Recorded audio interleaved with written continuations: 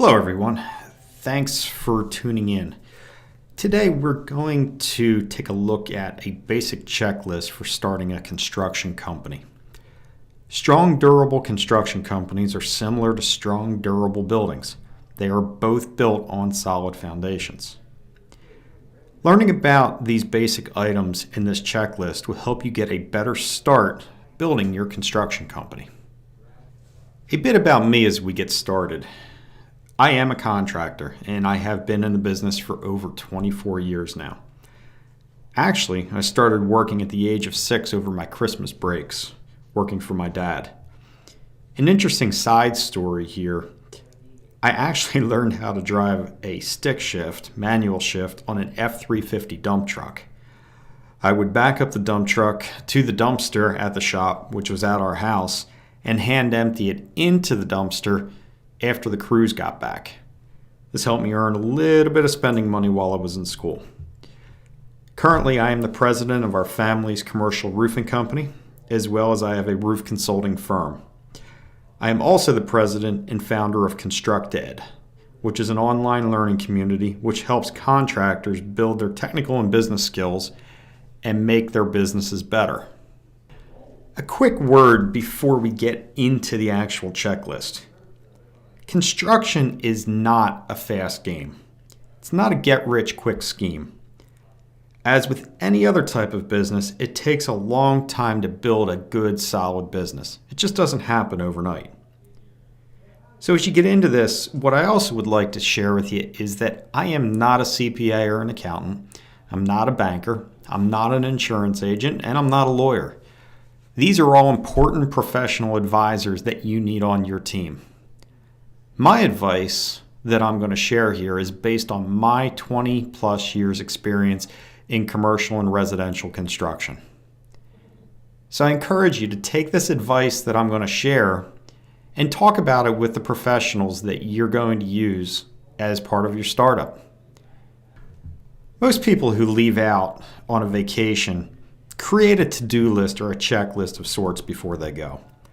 A lot of people will plan their vacations for weeks, months, years, sometimes in advance, depending upon where they're going.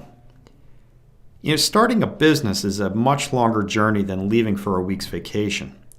So doesn't it make sense that you would want to plan on where you're going and put some of those basics in place to make sure that your journey is successful? This sample checklist that I'm going to share has some steps in it that need to be taken in order to make sure that your journey on building this business starts off right. So make sure that you lay the foundation for your journey and for your business before you leave. The first stop on this basic checklist is in accounting. When you get ready to start your business, make sure one of the first things you do is set up a separate checking account for the business. Get some checks printed and avoid that temptation to allow your personal money to commingle with your business money. Second thing I would suggest is hire an accountant, preferably one with experience in construction accounting. Meet with your accountant on a regular basis, more frequently when you are actually starting out. Next step is get a really good accounting software program established. Work with your accountant to pick it and then set the system up so that it'll give you the feedback that you need to evaluate the progress of your business. Next step, and this is something that'll take you a little bit of time, but learn to speak the accounting language. It's a unique language. It's like learning to speak a foreign language. But once you master it, you will be better able to lead your business. Just a quick word of caution for you as well is when you're starting up, some states require sales tax collection and remittance for certain contracting services. Make sure you talk to your accountant about what is needed. The next stop on the checklist is legal. Getting your company set up correctly is critical to protecting you, your family, and your investment. Make sure you find an attorney who can help you evaluate which corporate structure is best for you. There's a lot of online services that are out there that can help you do that initial setup. Next thing you want to do is to establish your legal entity. You may consider different corporate structures, including a corporation, a C Corp, an S Corp, an LLC, or even possibly a sole proprietorship. Make sure you talk with your accounting professional and your legal advisor to make sure you know you're picking the best one for your unique circumstances. Everybody's circumstances are different. Review your structure, your corporate structure, and your business structure with your attorney to make sure that you're not overexposed to potential loss or liability. And research and secure the proper licenses for your trade. Many states license construction activity. Make sure you have in place what you need. Best way to do that, to figure it out early on, is do an internet search for whatever your trade is, whatever your state is, and then just put the keywords on there, contractor license. You should come up with a good place to start.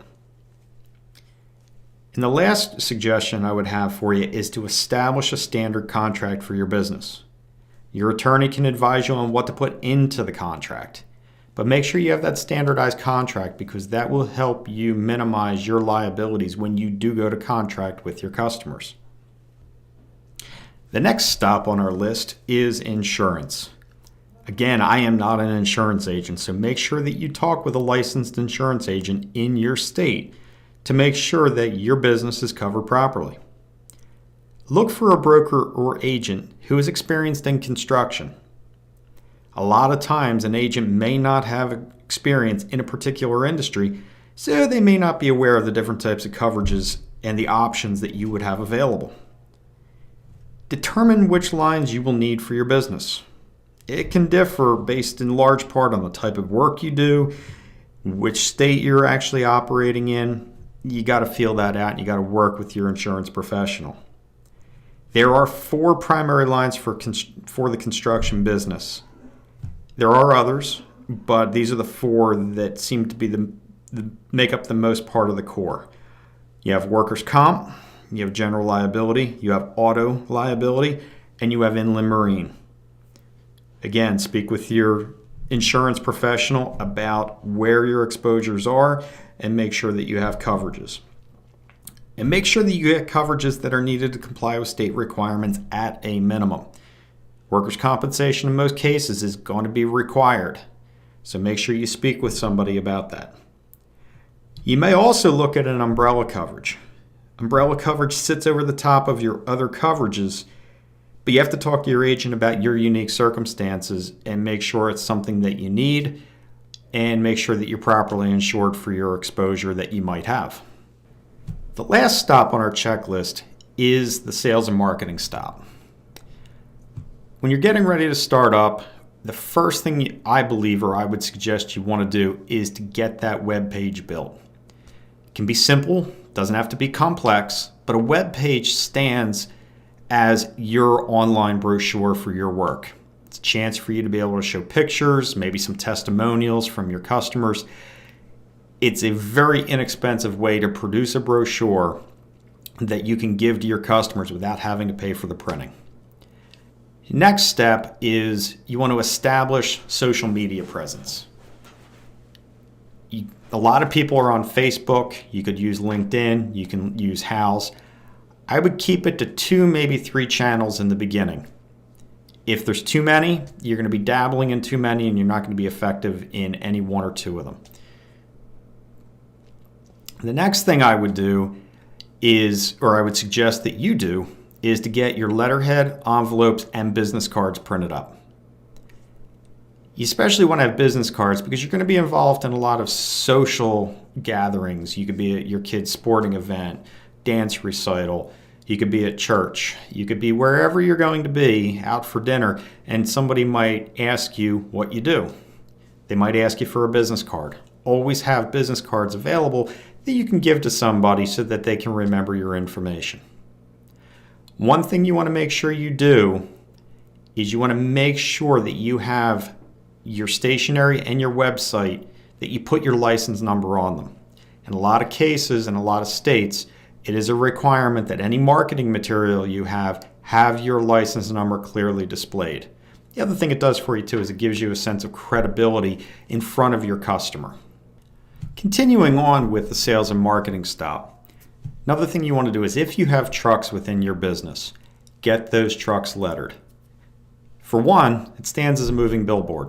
Makes people know you're there, builds brand recognition. They know you're present in the community. In addition, it may also be required by some municipalities, wherever you're licensed, that your license number and your name and other information is on your vehicles. So make sure you're in compliance there. Begin to promote your business through local associations. You can sponsor youth sports teams. You might be able to get involved with a local high school. Start giving to the community so that they know that you're a positive member of the community, that you're there to support them. Next is join the local Chamber of Commerce. You've got like-minded individuals there. You may not be able to deliver services to them in particular, but if you build that relationship, you might get some referrals out of it. Join networking groups.